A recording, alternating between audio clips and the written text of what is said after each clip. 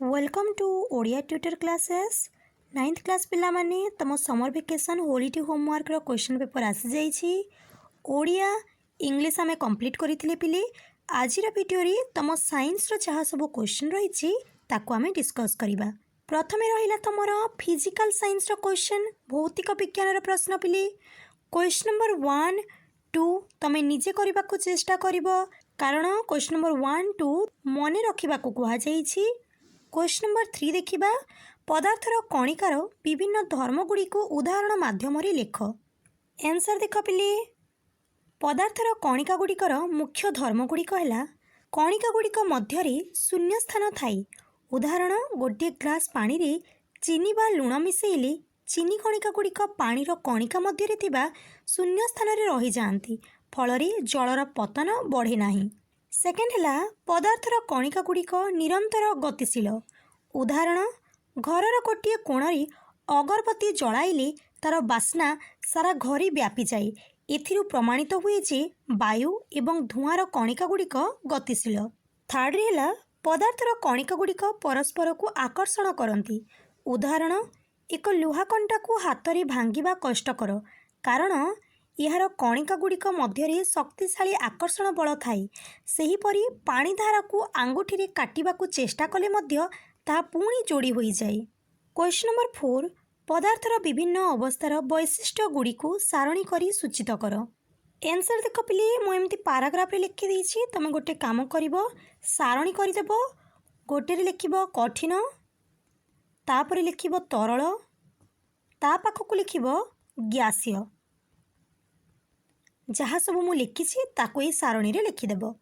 कठिन रे देखिबा यार एक निर्दिष्ट आकार थाई यार निर्दिष्ट आयतन थाई यह प्राय असंकोच्य एथिरे प्रसारण हार अति कम कणिका गुड़िक मध्य आकर्षण बल सबुठारु अधिक।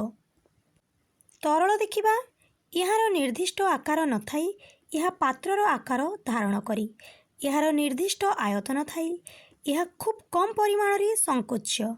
कठिन अपेक्षा एथिरे प्रसारण हार अधिक। आंत आणविक बल कठिन अपेक्षा कम किंतु गैस अपेक्षा अधिक।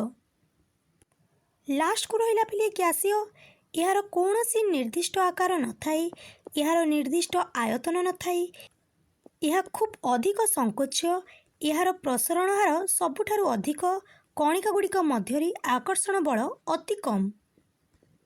नेक्स्ट रहिला पिले तमर जीव विज्ञान प्रश्न। क्वेश्चन नंबर 1 पंचजगत श्रेणी विभागर जीव मानंकु किपरि गोष्ठीभुक्त करा जाए ताहा वर्णना कर।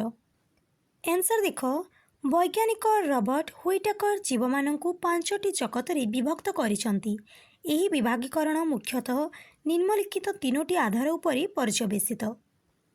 प्रथमे रहिला कोषर संरचना। कोषटी प्रोकैरियोटिक सुसंगठित न्यष्टिविहीन किंबा यूकैरियोटिक सुसंगठित न्यष्टियुक्त ताहा देखा जाए। शरीर गठन जीवटी एककोशी किंबा बहुकोशी ताहा विचार करा जाए। खाद्य ग्रहण प्रणाली जीवटी स्वभोजी निज खाद्य निजे प्रस्तुत करी किंबा परभोजी खाद्य पाई अन्य उपरे निर्भर करी ताहा देखा जाए।